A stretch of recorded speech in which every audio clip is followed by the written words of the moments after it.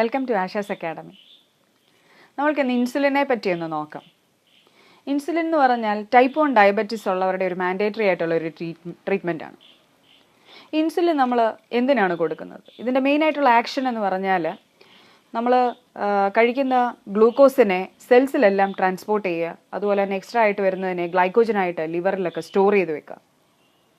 അപ്പോൾ insulin deficiency ഉള്ളവർക്ക് ബ്ലഡിൽ ഗ്ലൂക്കോസ് വളരെ കൂടുതലായിരിക്കും. That is what is we say hyperglycaemia എന്ന് പറയും. അപ്പോൾ അവർക്ക് നമ്മൾ കൊടുക്കുന്നതാണ് ഇൻസുലിൻ. പലതരത്തിലുള്ള ഇൻസുലിൻ ഉണ്ട് നമുക്ക്. ഒന്ന് റാപ്പിഡ് ആക്ടിങ് ആയിട്ടുള്ള ഇൻസുലിൻ, അതിനകത്ത് വരുന്നതാണ് നമ്മുടെ ഗ്ലുലിസിനുണ്ട്, അസ്പാർട്ടുണ്ട്, ലിസ്പ്രോയുണ്ട്. അപ്പോൾ ഇതൊക്കെ കൊടുത്തു കഴിഞ്ഞാൽ ഇതിൻ്റെ ഓൺസെറ്റ് ഓഫ് ആക്ഷൻ തുടങ്ങുന്നതെന്ന് വെച്ചാൽ 15 മിനിറ്റുകൾക്കൊണ്ടാണ്. അതുപോലെ തന്നെ ഇതിൻ്റെ പീക്ക് ഓഫ് ആക്ഷൻ ഏകദേശം 1 മുതൽ 3 മണിക്കൂർ കിട്ടും. ടോട്ടൽ ഡ്യൂറേഷൻ ഏകദേശം 3 മുതൽ 5 മണിക്കൂറാണ് നമുക്ക് കിട്ടുന്നത്. ഇനി അടുത്ത കാറ്റഗറി ഇൻസുലിൻ എന്ന് പറയുന്നത് നമുക്ക് ഷോർട്ട് ആക്ടിങ് ആയിട്ടുള്ള ഇൻസുലിനാണ്. ഇതിൻ്റെ എക്സാമ്പിൾ നമുക്ക് റെഗുലർ ഇൻസുലിനാണ് വരുന്നത്. ഇത് കൊടുത്തു കഴിഞ്ഞാൽ ഇതിൻ്റെ ഓൺസെറ്റ് ഓഫ് ആക്ഷൻ ഏകദേശം 30 മിനിറ്റ് കൊണ്ടാണ്. അതിൻ്റെ ഒരു പീക്ക് വരുന്നത് 2 മുതൽ 4 മണിക്കൂറാണ്. അതുപോലെ ടോട്ടൽ ഡ്യൂറേഷൻ എന്ന് പറഞ്ഞാൽ 5 മുതൽ 7 മണിക്കൂറാണ്. ഇനി അടുത്ത മൂന്നാമത്തെ കാറ്റഗറിയിലോട്ട് പോവുകയാണെന്നുണ്ടെങ്കിൽ ഇൻ്റർമീഡിയറ്റ് എന്ന് പറയുന്ന ഒരു ഇൻസുലിനാണ്. അതിൻ്റെ എക്സാമ്പിൾ NPH എന്ന് പറയുന്നതാണ്, ന്യൂട്രൽ പ്രോട്ടാമിൻ ഹെജിഡ്രോൺ. അതിൻ്റെ ഓൺസെറ്റ് ഓഫ് ആക്ഷൻ ഏകദേശം 1.5 മണിക്കൂറാണ്. പീക്ക് വരുന്നത് ഏകദേശം 4 മുതൽ 12 മണിക്കൂർ. അതുപോലെ ടോട്ടൽ ഡ്യൂറേഷൻ നമുക്ക് കിട്ടുന്നത് 16 മുതൽ 24 മണിക്കൂറാണ്. അപ്പോൾ അതുപോലെ ലോങ് ആക്ടിങ് ഇൻസുലിനും ഉണ്ട് നമുക്ക്. അതിന് കോമൺലി നമ്മൾ ഉപയോഗിക്കുന്നതാണ് ഗ്ലർജീൻ അല്ലെങ്കിൽ ലാൻഡസ് എന്ന് പറയും.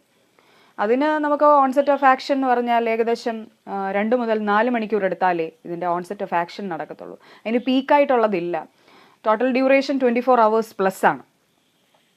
അപ്പോൾ ഈ ടൈപ്പ് ഓഫ് ഇൻസുലിനൊക്കെ കൊടുക്കുമ്പോഴത്തേക്ക് നമുക്ക് നോക്കാം നഴ്സസിൻ്റെ റെസ്പോൺസിബിലിറ്റി എന്താണ്. ഇപ്പോൾ ഇതിൻ്റെ ആദ്യത്തെ വരുന്നതാണ് സ്റ്റോറിങ്. എങ്ങനെയാണ് ഇൻസുലിൻ സ്റ്റോർ ചെയ്യേണ്ടത്? ഇൻസുലിൻ ഫ്രോസൺ ചെയ്യാൻ പാടില്ല, ഡയറക്റ്റ് സൺലൈറ്റിൻ്റെ അടിയിൽ വെക്കാൻ പാടില്ല. അതുപോലെ തന്നെ നമ്മൾ ഹോട്ട് കാറിലൊക്കെ യാത്ര ചെയ്യുവാണെങ്കിൽ അതിനകത്തും വെക്കാൻ പാടില്ല. ഇപ്പോൾ നമ്മുടെ കയ്യിൽ ഒരു പൊട്ടിച്ച വയലുണ്ട്, ഓപ്പൺ ചെയ്തു ഓൾറെഡി ഒരു വയൽ, അത് നമുക്ക് റൂം ടെമ്പറേച്ചറിൽ 1 മാസം വരെ സൂക്ഷിക്കാം. നമ്മൾ ഓപ്പൺ ചെയ്യാത്ത വയലുകൾ നമുക്ക് വേണമെങ്കിൽ റെഫ്രിജറേറ്റ് ചെയ്യാം. അപ്പോൾ ഇതെന്തായാലും നമ്മൾ അഡ്മിനിസ്റ്റർ ചെയ്യുമ്പോഴത്തേക്ക് ഇത് റൂം ടെമ്പറേച്ചറിലായിരിക്കണം പേഷ്യൻറ്റിന് അഡ്മിനിസ്റ്റർ ചെയ്യേണ്ടത്. ഇനി ഏതൊക്കെ സൈറ്റുകളിലാണ് നമുക്കിത് അഡ്മിനിസ്റ്റർ ചെയ്യാൻ പറ്റുന്നത്?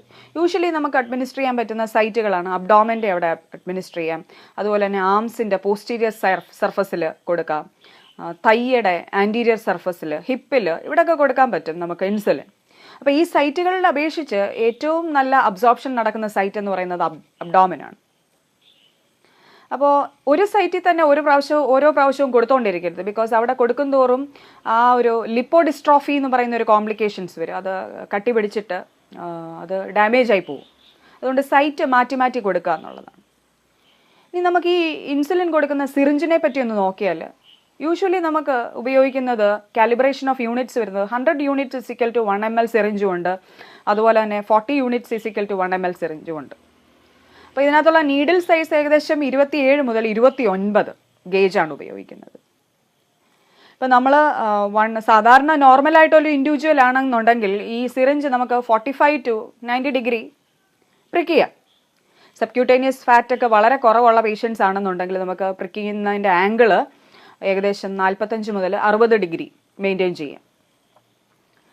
ഇനി നമുക്ക് ഇതിൻ്റെ അഡ്മിനിസ്ട്രേഷനകത്ത് ശ്രദ്ധിക്കേണ്ട കാര്യങ്ങൾ എന്തൊക്കെയാണെന്ന് വെച്ചാൽ, ഇൻസുലിൻ നമ്മൾ കൊടുത്തു കഴിഞ്ഞിട്ട് ആസ്പിറേറ്റ് ചെയ്യാൻ പാടില്ല. അതുപോലെ തന്നെ നമ്മൾ കൊടുത്തതിന് ശേഷം മസാജ് ചെയ്യാനോ ഹീറ്റ് അവിടെ അപ്ലൈ ചെയ്യാനോ പാടില്ല. കാരണം എന്താണെന്ന് വെച്ചാൽ ഈ ഹീറ്റും മസാജും ഒക്കെ ചെയ്യുമ്പോഴത്തേക്ക് അബ്സോർപ്ഷൻ വളരെ ഫാസ്റ്റ് ആകും. അപ്പോഴത്തേക്ക് പേഷ്യൻറ്റിന് പെട്ടെന്ന് ഹൈപ്പോഗ്ലൈസേമിയ വരും. അപ്പം നമ്മളൊരു ശ്രദ്ധിക്കേണ്ട ഒരു റെസ്പോൺസിബിലിറ്റിയാണത്. അതുപോലെ തന്നെ നമ്മൾ ഇൻസുലിൻ ലോഡ് ചെയ്യുമ്പോഴത്തേക്ക് 2 എണ്ണം ഒന്നിച്ച് ലോഡ് ചെയ്യണം. അതായത് ഒരു ഷോർട്ട് ആക്ടിങ്ങും ഒരു ഇൻ്റർമീഡിയറ്റ് ആക്ടിങ്ങും ആയിട്ടുള്ളത് ലോഡ് ചെയ്യണമെന്നുണ്ടെങ്കിൽ അതിന് ലോഡ് ചെയ്യുന്നതിന് ഒരു ചെറിയ നിമോണിക് ഉണ്ട്, ക്ലിയർ ടു ക്ലൗഡി എന്ന് പറയും. ആദ്യം ലോഡ് ചെയ്യേണ്ടത് ക്ലിയർ ആയിട്ടുള്ള ഇൻസുലിൻ, യൂഷ്വലി റെഗുലർ ആയിട്ടുള്ള ഇൻസുലിൻ. അത് കഴിഞ്ഞിട്ട് നമ്മുടെ ക്ലൗഡി ആയിട്ടുള്ള NPH ലോഡ് ചെയ്യാവും.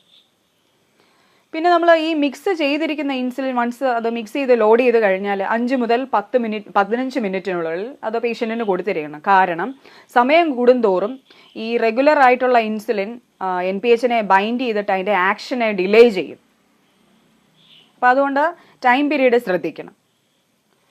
അതുപോലെ തന്നെ ഇൻസുലിൻ എടുത്ത ശേഷം പേഷ്യൻ്റ് സ്നാക്കോ അല്ലെങ്കിൽ ഫുഡോ കഴിക്കാതിരിക്കരുത്. കാരണം ഈ ഇൻസുലിൻ ബ്ലഡിലുള്ള ഗ്ലൂക്കോസിനെ എല്ലാം സെല്ലുലാർ ലെവലിൽ ട്രാൻസ്പോർട്ട് ചെയ്യും. അപ്പോൾ കഴിക്കാതിരുന്നു കഴിഞ്ഞാൽ പേഷ്യൻ്റ് ഉറപ്പായിട്ടും ഹൈപ്പോഗ്ലൈസീമിക് ആയി പോകും. അപ്പോൾ നമ്മൾ എങ്ങനെയാണ് ഹൈപ്പോഗ്ലൈസീമിയയും ഹൈപ്പർഗ്ലൈസീമിയയും പെട്ടെന്ന് കണ്ടുപിടിക്കുന്നതെന്ന് വെച്ചാൽ, കോൾഡ് ക്ലാമി സ്കിൻ ആണെന്നുണ്ടെങ്കിൽ അവിടെ നമുക്ക് ഹൈപ്പോഗ്ലൈസീമിയ എന്ന് പറയാം. ഹോട്ട് ഫ്ലഷ്ഡ് ആണെന്നുണ്ടെങ്കിൽ ഹൈപ്പർഗ്ലൈസീമിയ എന്ന് പറയും. ഇനി നമുക്ക് ചില പേഷ്യൻസിന് ബ്ലഡ് ഷുഗർ വളരെ ക്രമാതീതമായിട്ട് ഉയർന്നു കഴിഞ്ഞാൽ ഇൻസുലിൻ നമ്മൾ IV ഇൻഫ്യൂഷൻ കൊടുക്കും. അപ്പോൾ IV ഇൻഫ്യൂഷൻ കൊടുക്കുമ്പോഴത്തേക്ക് നമ്മൾ മെയിൻലി യൂസ് ചെയ്യുന്ന ഇൻസുലിനാണ് ഒന്ന് റെഗുലർ, ദാറ്റ് മീൻസ് അവർ ഷോർട്ട് ആക്ടിങ് അല്ലെങ്കിൽ റാപ്പിഡ് ആക്ടിങ് ആയിട്ടുള്ള ഇൻസുലിൻ ഉപയോഗിക്കാം. അപ്പോൾ ഈ IV ഇൻസുലിൻ പോകുമ്പോൾ ഒരു നേഴ്സിൻ്റെ പ്രയർ ആയിട്ടുള്ള റെസ്പോൺസിബിലിറ്റി എന്ന് പറഞ്ഞു കഴിഞ്ഞാൽ നമ്മൾ അവർലി ആയിട്ടുള്ള ഗ്ലൂക്കോസ് ചെക്ക് ചെയ്യണം. ബിക്കോസ് ആ ഇൻസുലിൻ്റെ റേഞ്ച് ഇടുന്നത് സ്ലൈഡിങ് സ്കെയിലായിരിക്കും. ഇത്ര റേഞ്ച് ഓഫ് ഗ്ലൂക്കോസ് ആണെങ്കിൽ ഇത്ര ഇൻസുലിൻ ഇൻഫ്യൂഷനേ പാടുള്ളൂ. അപ്പോൾ നമ്മൾ അവർലി നോക്കിയിട്ട് വേണം ഈ ഇൻസുലിൻ ഇൻഫ്യൂഷൻ ഇടാനായിട്ട്. അതുപോലെ തന്നെ ഇൻസുലിൻ ഇൻഫ്യൂഷൻ ഇടുന്ന പേഷ്യൻസിൽ വളരെ അലേർട്ടായിട്ട് നോക്കേണ്ട ഒരു ഇലക്ട്രോലൈറ്റ് ആണ് പൊട്ടാസ്യം. ബിക്കോസ് ഇൻസുലിൻ ഗ്ലൂക്കോസിനെ മാത്രമല്ല മൊബിലൈസ് ചെയ്യുന്നത്, it mobilises potassium and magnesium. അപ്പോൾ പേഷ്യൻറ്റിന് ഇൻസുലിൻ ഇൻഫ്യൂഷൻ കിട്ടുന്ന ഒരു പേഷ്യൻറ്റിന് ഹൈപ്പോകലീമിയ വരാൻ ചാൻസസ് ഉണ്ട്. അപ്പോൾ പൊട്ടാസ്യം നമ്മൾ നോക്കുക, വളരെ കുറഞ്ഞാൽ, അതായത് നോർമൽ വാല്യൂ എന്ന് പറഞ്ഞാൽ 3.5 മുതൽ 5.0 MEQ/L ആണ് നോർമൽ പൊട്ടാസ്യം. അപ്പോൾ 3.5 താഴെ വരുവാണെന്നുണ്ടെങ്കിൽ ഹൈപ്പോകലീമിയാണ് പേഷ്യൻറ്റിന്. അത് ഹൈപ്പോകലീമിയ കാരണം കാർഡിയാക് പ്രോബ്ലംസ്, അരിത്മിയാസ് ഒക്കെ വരാം. അതുകൊണ്ട് നമ്മൾ പൊട്ടാസ്യം നോക്കിയിട്ട് ഡെഫിഷ്യൻ്റ് ആണെന്നുണ്ടെങ്കിൽ കൊടുക്കണം. അപ്പോൾ ഇത്രയൊക്കെയാണ് ഇൻസുലിനെ പറ്റി, അതിൻ്റെ അഡ്മിനിസ്ട്രേഷനെ പറ്റിയും സ്റ്റോറേജിനെ പറ്റിയൊക്കെയുള്ള small information. Thank you all. Welcome to Ashes Academy.